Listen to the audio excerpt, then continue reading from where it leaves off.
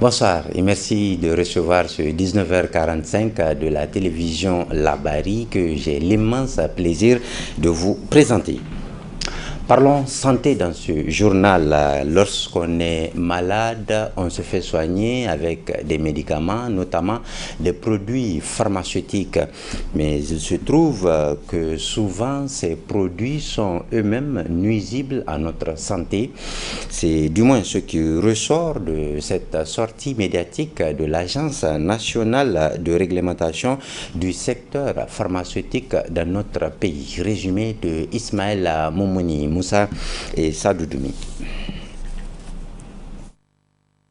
Les produits pharmaceutiques contre le rhume sont très sollicités, surtout en période de froid. Seulement, certains de ces produits renferment des molécules nuisibles à la santé, pouvant conduire à un AVC, troubles cardiaques, convulsions, troubles psychologiques et bien d'autres maladies. Ainsi, ce sont 25 produits qui sont déconseillés, voire même interdits par l'Agence nigérienne de régulation du secteur pharmaceutique. Vous avez l'Itacol sirop, l'Itacol comprimé, Pédothérin sirop, Surdex sirop, Rapidex suspension buvable, Rapidex sachet, Febrex plus sirop, Febrex plus comprimé, Tuspress suspension buvable, Alcof C sirop, Fevarol sirop, Asmocol suspension buvable, Ricol sirop, Fivarflou sirop, Fivarflou comprimé, Rhinomycine sachet, Gripex sachet, Rhinoparol comprimé, Flictor sachet, Imex rhume comprimé, Dolirim comprimé, Doliprex sachet, Rhumagrip sachet, Rumix sachet et Febrilex comprimé. La question de santé est une question vitale, d'où ce conseil à l'endroit de la population. La liste des médicaments, c'est tous les médicaments qui contiennent ce qu'on a dit, ces vasoconstricteurs-là. Et vous avez vu vraiment, c'est des produits qui ont des effets assez graves et pour, je vais dire, un traitement de rhume. Mais quand même, il faut que la population soit rassurée.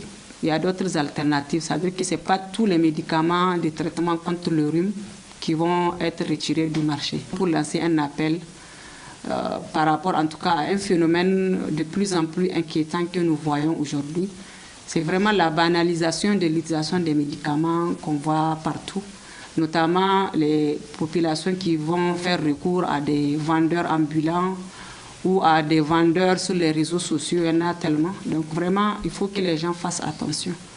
Le médicament, ce n'est pas un produit banal.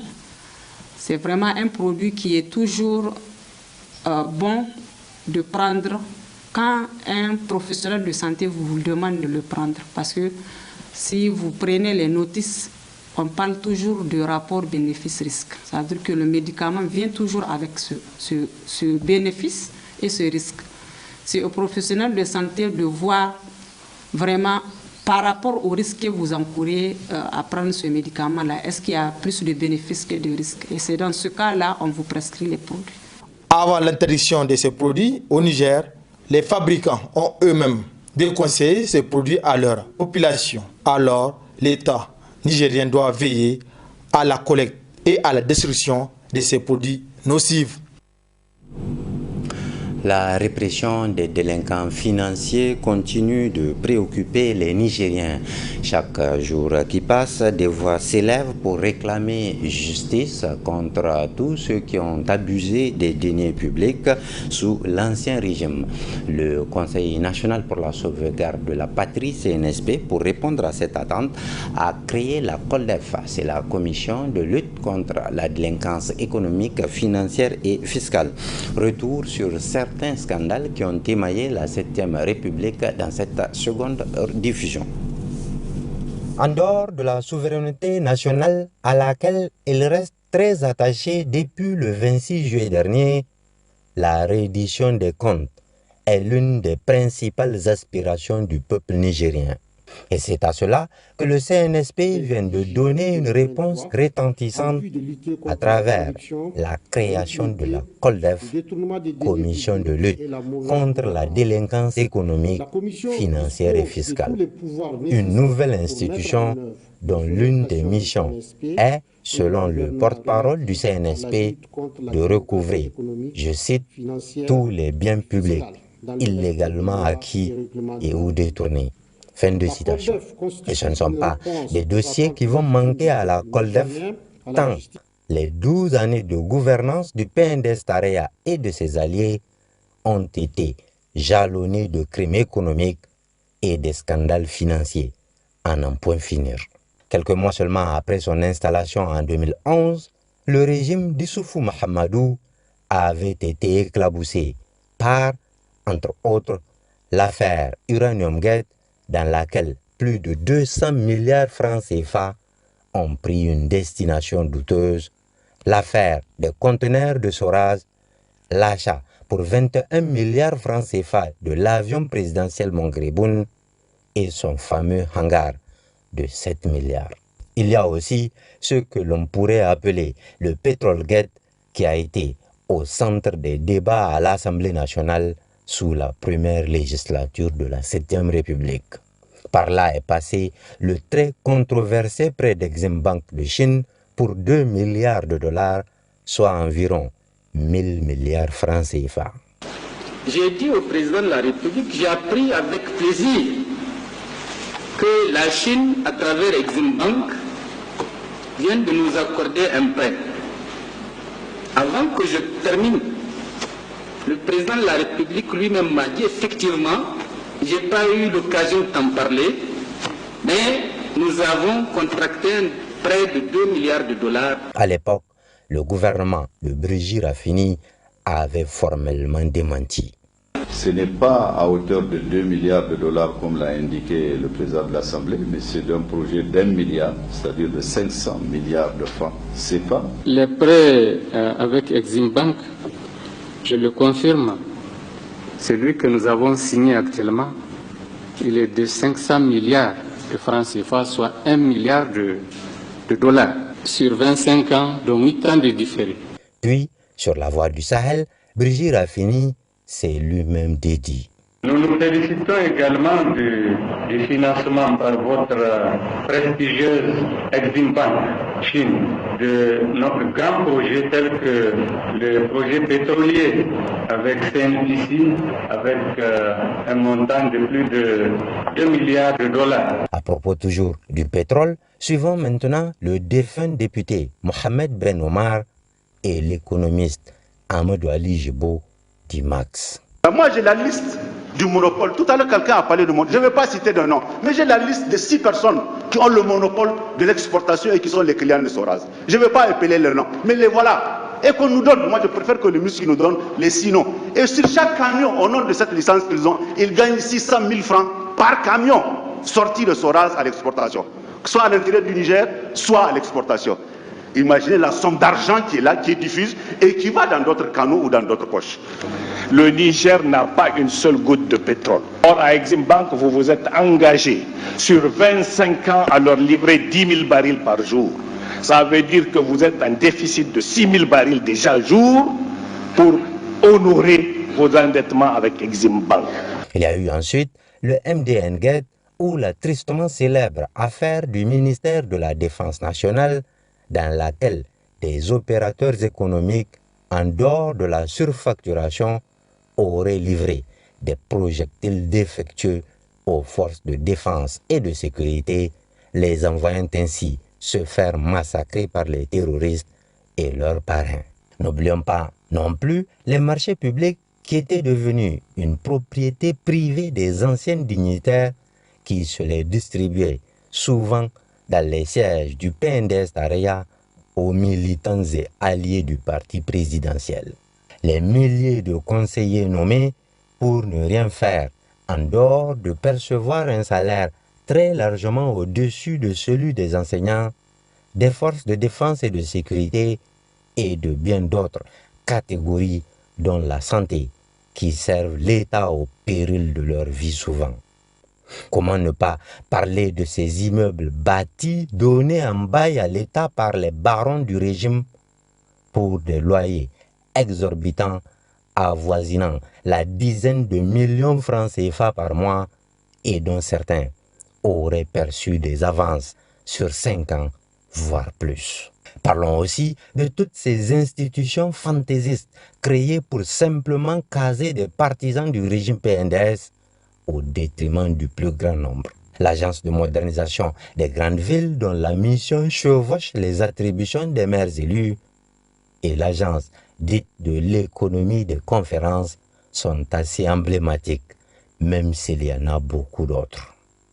Certains parlent aussi de caisses noires dans les grosses sociétés d'État telles que la Sonidep ou encore la Nigélec et qui serviraient de caverne d'Ali Baba aux gouvernants déchus pour, entre autres, les opérations occultes de déstabilisation des partis politiques de l'opposition et la corruption d'acteurs de la société civile, des médias, mais aussi des leaders d'opinion, entendez religieux et coutumiers. Sous la Renaissance, la gabégie a été telle que les gouvernants se sont enrichis plus que Crésus, passant de 0 à des centaines de millions de francs CFA pour les moins chanceux et des milliards pour leurs leaders. Pendant ce temps, la grande majorité des Nigériens peinent à manger à sa faim, à se soigner, bref, à vivre décemment. Tout pour moi et rien pour les autres, telle était la logique du PNDS Tareya et de ses alliés qui s'étaient appropriés le pays et ses richesses. Mais aujourd'hui, l'heure des comptes a sonné et le Niger attend impatiemment de rentrer dans ses droits en récupérant ce qui lui a été volé. Les Nigériens aussi attendent de voir les délinquants financiers vomir jusqu'au dernier franc tous ces biens mal acquis qu'ils ont illégalement ingurgités ces 12 dernières années. L'on se rappelle que l'ancien président de la République, Mohamed Bazoum, avait lui-même dit dans une interview en langue que sur 10 voleurs de la République arrêtés, 8 sont de son parti, le PNDS Tareya. Mais maintenant que la CODEF est née, les Nigériens espèrent connaître bientôt l'étendue réelle des dégâts commis par l'ancien régime sur les maigres ressources de l'État. Car, selon toute vraisemblance, tout ce qui a été dit plus haut pourrait s'avérer une goutte d'eau prélevée dans l'océan. Cérémonie de passation de service ce jeudi après-midi dans les locaux du groupe de presse Dunia. L'événement a eu lieu entre le directeur général par intérim et l'entrant, un homme du Sérail qui connaît bien la boîte pour l'avoir dirigée. La cérémonie s'est également déroulée dans une atmosphère particulière devant des anciens actionnaires qui étaient à l'origine de la création de la radio et télévision Dunia. Vivons ces moments forts avec Boubacar Ibrahim et Sadou Doumi. Ils étaient pratiquement tous là, journalistes, reporters, collaborateurs, responsables administratifs et partenaires à la cérémonie de passation entre Mokhtar Kainé, celui qui a assuré la gestion de Dunia Radio et télévision depuis le rappel à Dieu du DG Obalé Anonou et le désormais directeur général en la personne de Habibou Garba. À travers ces choix portés sur ces derniers, il s'agit de donner un nouvel élan à cet organe privé qui, dans le passé, a tant marqué le monde médiatique nigérien. Nous a une histoire. Je pense que cette histoire aujourd'hui a vu vous revenir à Dunia. Ça veut dire que Dieu a voulu que l'histoire de Dunia puisse continuer. Et de plus belle, le Niger a encore des pages et des pages à tourner. Inch'Allah, nous, comme l'a dit le président, patron du groupe, Saleh, nous continuerons à soutenir et à assister la gestion de Habibou. Habibou, c'est d'abord mon frère. C'est mon grand frère. Et aujourd'hui, on est encore ensemble. Et pour encore retravailler sur les questions médiatiques, je pense que c'est aussi un plaisir pour nous tous. Une cérémonie symbolique et pleine de ferveur qui a vu aussi la présence d'Issa Salifou, le détenteur exclusif d'Idi Organ. Dans le message fort impactant qu'il a livré, c'est lui aussi à qui Canal 3 Niger appartient à inviter les deux organes à faire preuve de collaboration pour faire face aux vicissitudes imposées par les médias sociaux. La nouvelle technologie va maintenant très très vite.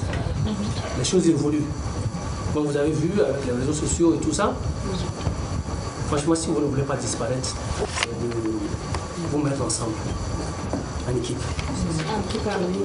D'accord? Si vous ne voulez pas disparaître. Ce que nous allons faire dans les jours qui vont suivre, c'est de faire des émissions mixtes. Dans une autre intervention, Issa Salifou, qui est nigéro-béninois vivant au Bénin, a indiqué qu'il a tenu à être au Niger pour présenter ses condoléances à la famille du regretté Anoun. A noter enfin qu'avant de prendre congé des lieux, il a invité tous les acteurs à faire preuve de constance et d'engagement pour l'atteinte des objectifs définis. Jadis, le mois d'octobre est un mois connu pour ses températures très basses. Il faisait donc froid généralement pendant ce mois d'octobre. Mais c'est une situation qui a changé depuis quelques années et nous avons tenté de connaître les raisons de ce changement avec le directeur général de la météorologie, Katialou Lawang Gaptia. Maintenant, vous avez parlé effectivement de, avant c'était le froid peut-être qui rentrait immédiatement et tout le reste. Une chose est sûre, c'est quand on parle du réchauffement climatique, celui-là même qui induit le changement climatique, il est réel. Nous l'avons analysé chez nous au Niger depuis 1996-1997. Il n'y a aucune région du Niger dont la température est redescendue, moyenne annuelle est redescendue en deçà de la moyenne. Toujours on est au-dessus de la moyenne. Ça veut dire qu'on vit dans un monde beaucoup plus chaud. Ça c'est clair. Ça c'est pour les températures du jour. Pour les températures des nuits également, à partir de 2004, on s'est rendu compte qu'au Niger, les nuits sont beaucoup plus chaudes que tout ce qu'elles ont été avant. Donc nous sommes dans un monde où effectivement les températures ont grimpé. Et donc ça peut effectivement expliquer pourquoi nous avons beaucoup plus la chaleur que ça quand on se rappelle des temps avant les années 95, 90 et voilà. Et donc voilà ce qui pourrait expliquer en partie. Voilà donc c'est la fin de cette édition d'information sur la télévision Labari. Le programme se poursuit tout à l'heure à 21h30. Vous aurez droit à votre magazine Washington Forum de nos confrères de la VO Afrique. Bonne réception et à très bientôt, Inch'Allah.